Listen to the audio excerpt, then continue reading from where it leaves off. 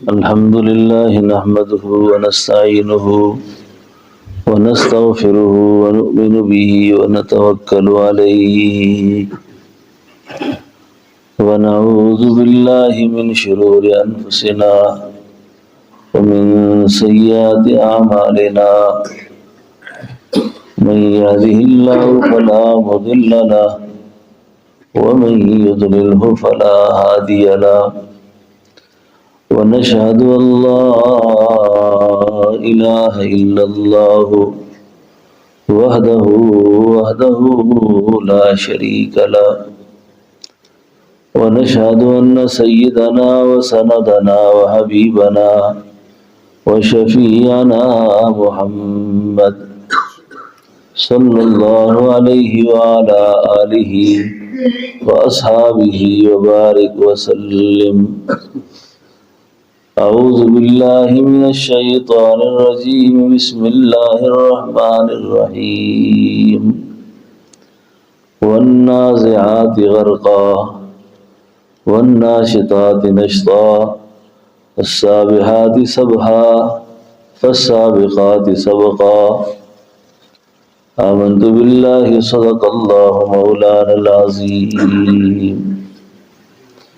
إن الله وملائكته يصلون على النبي يا أيها الذين آمنوا صلوا عليه وسلموا تسليما. اللهم صل على روح محمد في الأرواح. دروشی پڑھ لو. اللهم صل على جسد محمد في الأجساد. اللهم صل على قبر محمد في القبور.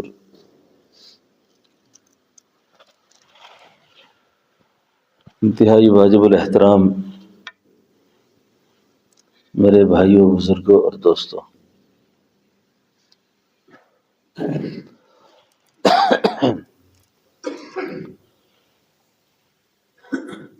کوئی آدمی فوت ہو گیا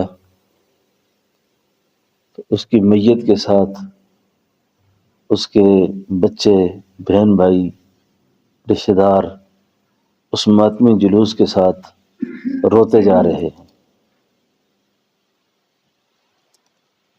تو ایک صاحب دل، ایک عارف، ایک اللہ کا نیک بندہ ان رونے والوں سے پوچھتا ہے.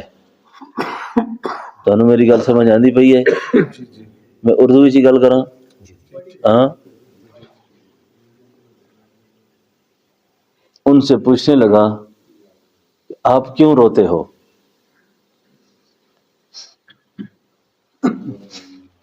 تو بیٹے نے جواب دیا، بزرگوں ہمارے والد فوت ہو گئے ہیں. تو آپ پوچھتے ہو روتے کیوں ہو؟ کہا میں نے یہ بات اس لیے کی ہے کہ بیٹا آج کے بعد اپنے باپ پر نہ رونا، اپنے اوپر زیادہ رونا. اپنے اوپر، کیونکہ تمہارا باپ مر کے بڑی بڑی مصیبتوں سے آزاد ہو گیا ہے اور تم پر ابھی وہ ساری مصیبتیں باقی ہیں. مرنے والا بڑے بڑے غم دیکھ کے مرتا ہے، بڑی بڑی دکھ اور بڑی پریشانیاں دیکھ کے مرتا ہے. اور وہ ایسی پریشانیاں ہیں جو مجھ سمیت ہم جتنے بیٹھے ہوئے ہیں نا ابھی، ہم سب نے وہ آزمائشیں دیکھنی ہیں. دعا کرو اللہ پہ آسان کرے. اس نے کہا جی کون کون سی آزمائش ہے جس کی مجھے تیاری کرنی چاہیے؟ انہوں نے کہا کہ سب سے بڑی آزمائش اللہ کا قرآن کہتا ہے والنازعات غرقا. اللہ فرماتے ہیں مجھے قسم ہے ان فرشتوں کی جو روح کو توڑ کے نکالتے ہیں، جو روح کو توڑ کے نکالتے ہیں. تو سیدنا حضرت عمر رضی اللہ عنہ سے کسی نے پوچھا کہ یہ والنازعات غرقا کی تفسیر کیا ہے؟ اس کی تفسیر کیا ہے؟ فرمایا خاردار جھاڑی ہو، کانٹے ہوں، اور اس خاردار جھاڑی اور کانٹوں میں ریشم کی چادر کو پھینکو اور ریشم کی چادر کو ڈال کر دوبارہ اس کو کھینچو، تو جس طرح اس ریشم کی کہ چادر کی ایک ایک تار اس کانٹے کے ساتھ الجھ جائے گی، الگ ہو جائے گی، اس طرح فرمایا بے دین آدمی کی، فاسق آدمی کی روح نکلے گی، اس طرح روح نکلے گی۔ اللہ رب العالمین کی شان، آپ کی ذات اپنے بندے کو سوال بھی بتاتی ہے، جواب بھی بتاتی ہے۔ فرمایا یہ بڑی مصیبت ہے ابھی، اور اس مصیبت سے آپ کو اور مجھے سب کو گزرنا ہے، جس مصیبت کو قرآن کہتا ہے والنازعات غرقا۔ مجھے قسم ہے ان فرشتوں کی،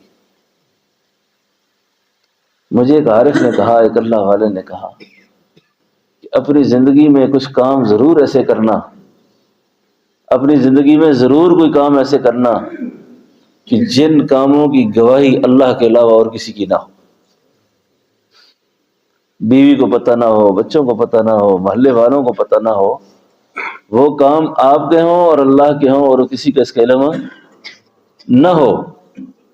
اس کی جو برکت ہوگی نا، اس کی جو برکت ہوگی، یہ آدمی کو موت کے وقت آ کر اس کی موت کو آسان کر دے گی،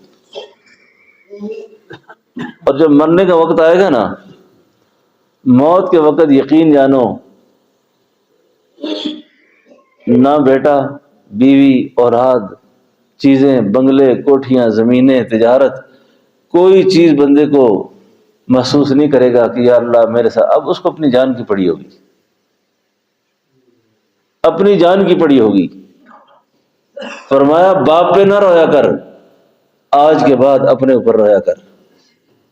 تو ایک عارف کی خدمت میں ایک صاحب نے کہا حضرت کوئی نصیحت۔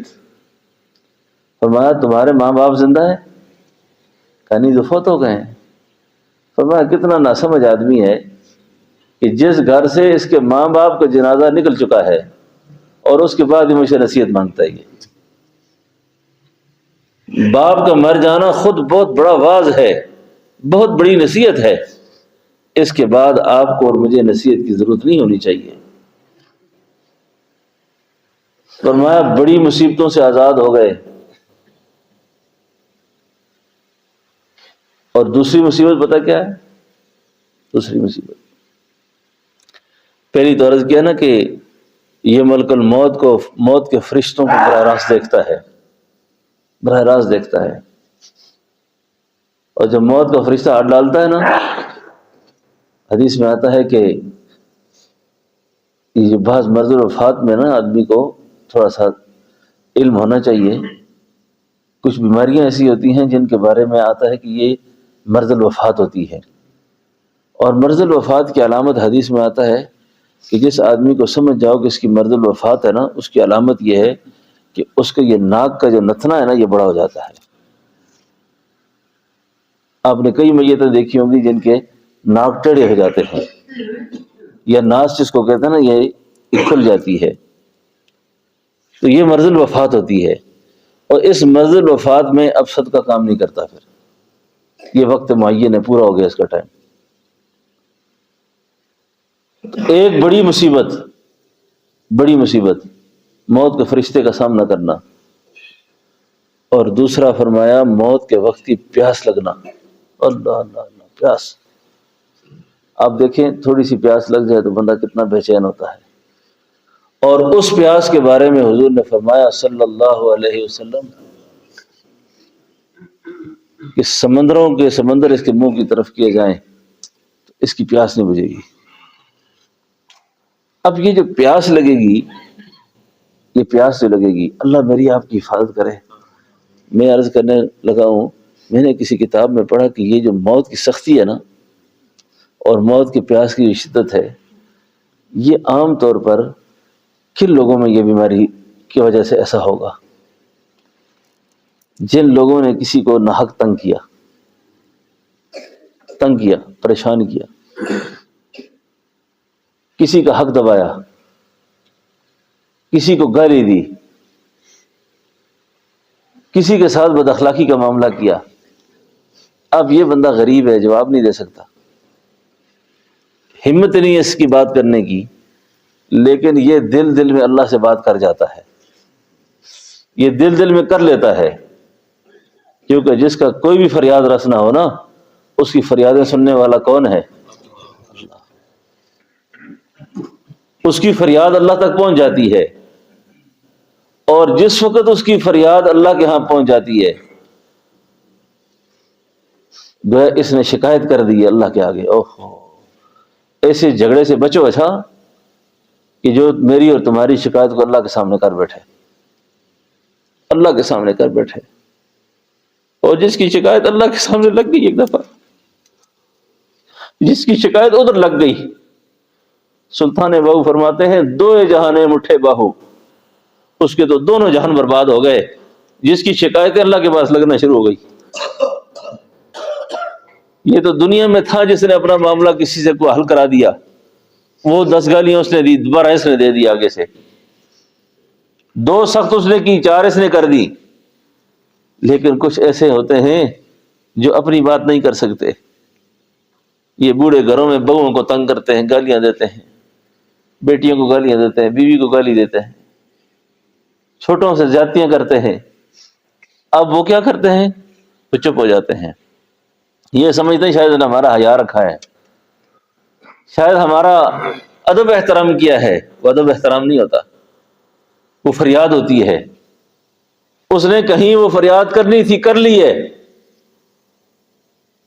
اس لیے بندہ مومن کی شان یہ نہیں ہونی چاہیے کہ اس سے بات کرتے ہوئے بندہ کو گھبرائے، اس سے ڈرے کہ یہ آگے سے کوئی بد اخلاقی۔ تو فرمایا یہ بیماری آ کر اس کو موت کے وقت پکڑ لے گی۔ اللہ اللہ اللہ، جس کو اللہ پکڑ لے اس کو کون چھڑائے گا پھر؟ اور جس کو مالک رہا کرے اس کو گرفتار کون کر سکتا ہے؟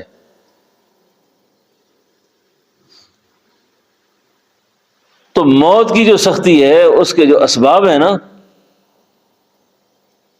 بیٹیوں کو، بہنوں کو، پھوپھیوں کو وراثت سے محروم کر دینا، وراثت میں حصہ نہ دینا اس کو۔ اب وہ بیچاری بول نہیں سکتی، ابھی بولتی ہے تو کہتا تینوں شرم نہیں آتا، پائیاں کو منگنی پئی ہیں، تینوں شرم آنا چاہیے، آپ کو شرم آنا چاہیے۔ یاد رکھو، حرام پیسے کا حج، حرام پیسے کا عمرہ، حرام پیسے کی زکوٰۃ ہے ہی نہیں ہے، اور حرام پیسے کی تبلیغ، حرام پیسے سے مسجد تعمیر کرنی، اس سب کا اللہ کی بارگاہ میں کوئی حصہ نہیں اس کا۔ فرائض کی تلافیاں مستحب سے نہیں ہو سکتی، فرائض کی تلافی فرض سے ہوگی۔ تو یہ بیماری آ کر کس وقت پکڑے گی؟ اللہ اللہ، موت کے وقت، موت کے وقت پکڑے گی۔ اور جن جن کے لیے یہ سب کچھ کیا تھا نا، وہ اس وقت پتہ کیا کہتے ہیں؟ مجھے ایک شخص نے خود آ کر یہ بات کی، اللہ اللہ، ایک آدمی نے خود یہ بات کی، کہتا ہے میں نے حضرت آپ سے بھی بہت دفعہ دعا کرائی، مدرسوں میں طالب علموں کو کھانے کھلائے، دعائیں کرائیں جگہ جگہ، لیکن اب مجھے وہ بہت بات پریشان کر رہی ہے، اس کا علاج کیا ہے؟ میں کہا کیا ہوا، خیر ہو؟ کہتے جی والد صاحب بیمار تھے، والد صاحب، تو میں سنبھال سنبھال کے تھک گیا تھا، تنگ آ گیا تھا، تو میں یہ دعا کرتا تھا اللہ اس کو سنبھال لے، اللہ اٹھائے اس کو۔ اب جس وقت میں نے باپ کے مرنے کی اتنی دعائیں کی ہیں، اتنی دعائیں کی ہیں، اب جب باپ مر گیا نا، تو باپ کے مرنے کے بعد یہ اپنی دعا مجھے بہت تنگ کرتی ہے کہ خدا نہ خواستہ میں اگر اتنا بیمار ہوتا تو میرا باپ کبھی میری موت کی دعا نہ کرتا، میری موت کی دعا نہ کرتا، لیکن میں نے باپ کے مرنے کی دعا بھی کی ہے کہ اللہ میرے باپ کو مار دے، لیکن لوگوں کو کہتا تھا دعا کرو میرا کوئی جائز مقصد ہے۔ تو جائز مقصد کیا تھا؟ کہ باپ کو اللہ مار دے، بیمار ہے بابا، ہارو کے کھانستا ہے، تنگ کرتا ہے گھر میں۔ لیکن باپ نے کیا کہا پتہ ہے؟ کہتے ہیں مجھے اب یاد آتا ہے کہ باپ نے بہنوں کو بھی محروم کیا، بیٹیوں کو، سب کو فارغ کر کے ساری زمین جائیداد میرے نام لگائی۔ یہ محبت تھی میرے ساتھ، اور میں نے باپ کی محبتوں کو صلہ کیا دیا؟ میں نے کیا صلہ دیا؟ میں نے یہ صلہ دیا کہ خدا اس کو مار دے۔ اچھا میں نے اس سے یہ بات پوچھی یقین جانے، میں نے کہا آپ کہتے باپ پر سختی بہت زیادہ ہوئی ہے موت کی، بہت تنگ ہو کے مرا ہے، بہت پریشان ہو کے مرا ہے۔ اس نے کہا جی یہ بھی ایک بات مجھے یاد ہے، آج تک کسی کو پتہ نہیں ہے، ہم تو انسانوں کو مار دیتے ہیں نا، اور گولیوں سے بھی مار دیتے ہیں اور زبان کے فائر بھی کرتے ہیں اور دل چھلنی کر کے رکھ دیتے ہیں۔ کسی مومن کی عزت اور حرمت اللہ کے ہاں اتنی زیادہ ہے، بیت اللہ کو فرمایا بنا کر توڑ کر بجری کی بنا دو نا، اس کو ریت کر دو۔ اللہ کہتے ہیں مجھے اس بات پہ اتنا غصہ نہیں ہے جتنا کوئی کسی مسلمان کو ذلیل کرتا ہے، کسی مسلمان کو تنگ کرتا ہے، اس کا غصہ اللہ کو زیادہ آتا ہے۔ پتہ کہتے ہیں میرے باپ نے کیا کیا؟ کہتے ہیں باپ نے یہ کیا کہ بیلوں کی دوڑ تھی، بیلوں کی، پیسہ جب زیادہ ہو جائے نا، عقل جگہ پہ نہ ہو، اللہ ناراض ہو جائے نا، ہمارے ایک استاد تھے فرمایا کرتے تھے جدوں رب رسے تے مت خسے۔ جب اللہ ناراض ہو جاتا ہے نا تو اس کے پیسے کا مصرف غلط ہو جاتا ہے، پھر وہ مسجد میں نہیں لگتا، دین پہ نہیں لگتا، اللہ کے نام پہ نہیں لگتا، وہ ایسے گندے کاموں میں لگتا ہے۔ پھر بیلوں کی دوڑ آپ کس علاقے میں تو پتہ نہیں نہ ہو، ہمارے پنجاب میں بہت زیادہ ہے، لوگ بیل دوڑاتے ہیں، جس کو پیسے زیادہ ہو جائے نا یہ رقم کام کرتے ہیں۔ پھر مقابلہ، کہتے ہیں ایک بڑا تکڑا بیل تھا اور لگتا یہ تھا کہ یہ جیت جائے گا آج۔ کہتے ہیں میرے باپ نے بڑے طریقے کے ساتھ بیل کے سر پہ ہاتھ مارتے مارتے اس کے منہ میں زہر رکھ دی، زہر رکھ دی۔ ایک دوڑ لگائی اس نے، دوسری دوڑ کے قریب پھڑکنا شروع ہو گیا۔ جب پھڑکنا شروع ہوا سب کہنے لگے وہ بہت تکڑا ٹگاسی، نظر لگ گئی انہوں، بہت تکڑا بیل تھا، نظر لگ گئی اس کو، وہ تڑپ تڑپ کے مر گیا۔ کہتے یہ منظر میری آنکھوں کے سامنے ہے کہ یہ بات کام میرے باپ نے کیا تھا۔ آج تک کہتے آپ کے علاوہ کسی کو نہیں پتا، یہ میں اس کا خود گواہ ہوں کہ میرے باپ نے یہ کام کیا۔ اب مجھے بتاؤ تم موت کی آسانیاں چاہتے ہو تو کرتوت کیسے کر رہے ہو؟ اعمال کیا ہو رہے ہیں؟ موت جس شخص کو آسان چاہیے اس کو اپنے دل میں بغض نہیں رکھنا چاہیے، اس کو دل میں سینہ صاف رکھنا چاہیے۔ موت کا تو کوئی پتہ نہیں کس وقت آئے گی، تو جس جس کا حق ہو ان کو واپس کرو، جس کی جو ذمہ داری ہو اس کو دو، اپنے معاملات اللہ کے سامنے سیدھے کرو۔ فرمایا بڑی مصیبت اس پر ابھی باقی ہے آپ پر اور مجھ پر رہتی ہے، مجھ پہ ابھی باقی ہے۔ وہ کہتے ہیں نا جی فلانا آدمی پورا دیندار ہو گیا، جی باشر آدمی ہے وہ۔ یہ دیندار کی کیا تعریف ہے؟ دیندار کی تعریف صرف یہ نہیں کہ اس نے پگڑی باندھی ہوئی ہے، اس نے داڑھی رکھی ہوئی ہے، اس کا حلیہ ٹھیک ہے۔ دیندار کی تعریف یہ ہے کہ اس کے عقائد بھی ٹھیک ہوں، اس کی عبادات بھی ٹھیک ہوں، اس کے معاملات بھی ٹھیک ہوں، اس کا اخلاق بھی ٹھیک ہو، اس کا کردار بھی ٹھیک ہو، تب جا کے وہ دیندار بنے گا۔ تو فرمایا دوسری بڑی مصیبت، بڑی مصیبت، اس نے موت کو پیاس لگنی ہے، اس کو موت کے فرشتے کو دیکھنا ہے، اس نے موت کے فرشتے کو دیکھنا ہے اس نے۔ اب جس وقت موت کا جھٹکا لگے گا نا، معجزات سیدنا عیسیٰ علیہ السلام میں لکھا ہے، معجزات عیسیٰ میں کہ کسی